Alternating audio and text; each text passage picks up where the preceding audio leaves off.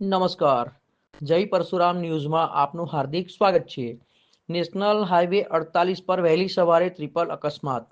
Eicher ડ્રાઈવરનું Karjan fire દ્વારા સફળ rescue.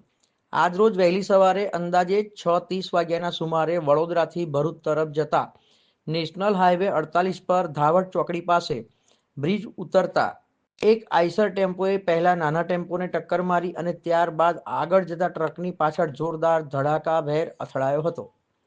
અકસ્માતમાં આઈસરનો ડ્રાઈવર કેબિનમાં ફસાઈ ગયો હોવાની જાણ થતાં કરજણ ફાયર વિભાગની ટીમ તાત્કાલિક ઘટના સ્થળે પહોંચી હતી. આધુનિક હાઇડ્રોલિક સાધનોની મદદથી અંદાજે 1 કલાકની ભારે જહેમત બાદ ડ્રાઈવરનો સફળ રેસ્ક્યુ કરવામાં આવ્યો હતો. ઇજાગ્રસ્તને 108 એમ્બ્યુલન્સ દ્વારા સારવાર માટે હોસ્પિટલમાં ખસેડવામાં આવ્યો હતો. કરજણ ફાયર વિભાગની સતર્કતા અને સમયસર કામગીરીને કારણે એક જીવ બચી ગયો હતો.